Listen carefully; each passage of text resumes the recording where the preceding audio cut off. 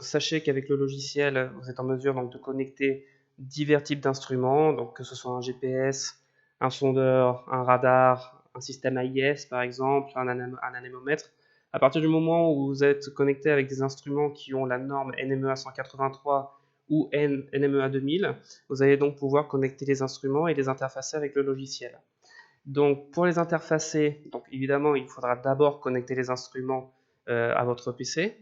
Une fois que tout cela est fait, il va falloir donc les configurer. Et pour les configurer, dans un premier temps, il va falloir lancer le logiciel en mode navigation. Donc ça, c'est une première étape. Sachez que si vous lancez le logiciel en mode à terre, vous ne serez pas en mesure d'interfacer les instruments avec le logiciel. Donc gardez bien ça à l'esprit. Il faudra donc lancer le logiciel en navigation. Une fois que c'est fait, on va venir cliquer sur le menu Time 0 en haut à gauche et aller sélectionner l'assistant de connexion.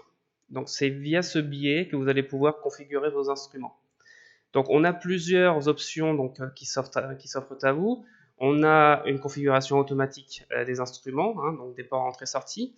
On va avoir également la possibilité de les configurer manuellement. Si vous connaissez le numéro du port COM par exemple sur lequel est branché votre GPS, eh bien vous pouvez le configurer manuellement si vous le désirez.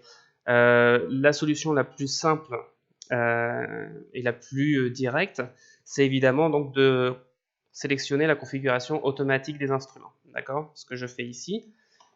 On clique sur suivant. Là, on a un petit rappel qui nous indique que justement, il faut bien connecter les instruments. Sachez également que pour certains instruments, et surtout si vous utilisez un adaptateur USB série, il vous faudra installer le driver. Il y a souvent des petits drivers qui viennent avec. Alors n'oubliez pas de les installer, ça aussi c'est très important.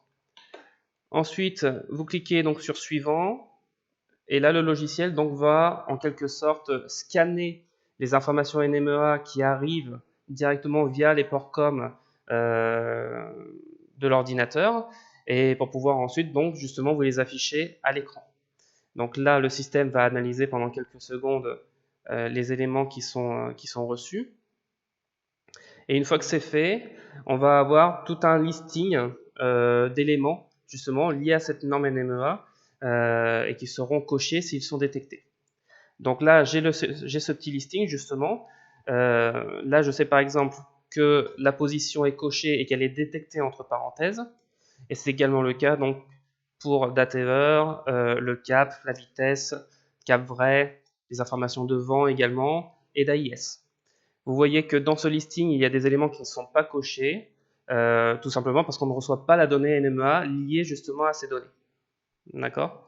Donc, une fois que l'on a analysé un petit peu ce résumé, si vous voulez, on va cliquer sur suivant et juste valider, en quelque sorte, la configuration. Donc, une fois que la configuration de vos instruments est terminée, eh bien, on va tout simplement cliquer sur terminer ici. Et normalement, donc, je devrais recevoir la position de mon bateau. Ça prend quelques instants, ça devrait arriver assez rapidement, voilà. Donc ici, j'ai mon bateau puisque je reçois les informations NMEA d'un GPS. Sachez également qu'on a une compatibilité avancée avec les produits Furuno, donc que ce soit sondeur ou radar. Hein. Donc là, vous voyez, hein, j'ai un petit onglet radar. Donc je viens cliquer dessus et donc je vais avoir une image radar. Hein. Sachez le plus par rapport justement à Time Zero, c'est qu'on va pouvoir superposer cette image radar sur la cartographie. Et pour ce faire, donc, je reviens sur l'onglet navigation, ici, donc je reclique sur l'onglet navigation. Et pour superposer l'image du radar sur la cartographie, je dois aller dans le menu calque que vous trouverez en bas à droite. Et dans ce menu, vous allez avoir un encart lié au radar, et ici la possibilité donc de superposer l'image radar sur la cartographie. Ce type d'image radar n'est vraiment disponible qu'avec les radars de marque Furuno. Alors, ce n'est pas pour autant qu'il y a cette compatibilité avancée avec les radars Furuno que vous ne pouvez pas connecter d'autres radars. Mais évidemment, vous n'aurez pas l'image radar telle qu'elle est présentée à l'écran.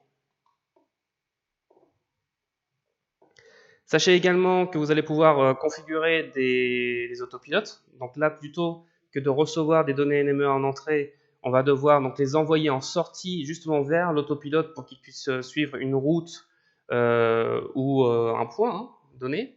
Et pour cela, vous devez donc retourner dans l'assistant de connexion. Donc, je reviens sur mon menu Time 0 en haut à gauche, assistant de connexion. Et là, plutôt que de configurer automatiquement en entrée, donc les ports d'entrée-sortie, je vais venir cocher ici données en sortie. Donc, données en sortie suivant. Ici, on me demande donc sur quel type de protocole j'utilise. Donc, souvent, c'est du port série. Donc, je vais venir ici cocher port série. Et donc là, on me demande de cocher le port COM, enfin de sélectionner le port COM sur lequel l'autopilote est connecté. Donc ici, évidemment, je n'ai pas d'autopilote de connecté, donc la liste est vide. Mais sachez donc qu'il va falloir sélectionner le port COM ici. La vitesse de transmission, elle est le plus fréquemment sur 4800 baux. Et ensuite, vous devrez sélectionner les phrases dont votre autopilote a besoin justement pour suivre la route. Donc selon les autopilotes, les phrases varient.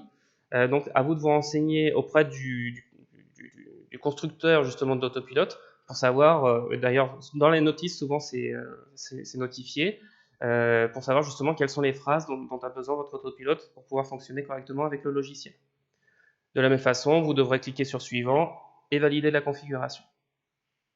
Sachez également que si vous devez utiliser des instruments compatibles avec la norme NMEA 2000, parce qu'aujourd'hui on est compatible avec la norme NMEA 2000 en entrée et en sortie, tout comme le NMEA 183, c'est exactement la même chose. Pour ce qui est donc du NMEA 2000, vous devrez utiliser un adaptateur ActiSense, dont le modèle est le NGT1 USB. D'accord, donc sachez que ça c'est assez important. Si vous utilisez du NMEA 2000, il vous faudra donc cet adaptateur connecté pour justement que les données NMEA 2000 transitent vers le PC et donc puissent s'afficher directement dans le logiciel. Une fois que l'on reçoit toutes ces données NMEA, eh bien vous voyez que ici, sur le côté droit de l'écran, donc dans mes nav data, cette colonne, donc je le rappelle, s'appelle les nav data, vous allez recevoir donc les informations liées notamment au cap, liées à la vitesse, et donc toutes les informations donc, qui sont reçues, même des informations liées au capteur de vent, tout cela vous allez pouvoir donc les afficher ici dans cette barre que l'on appelle les nav data.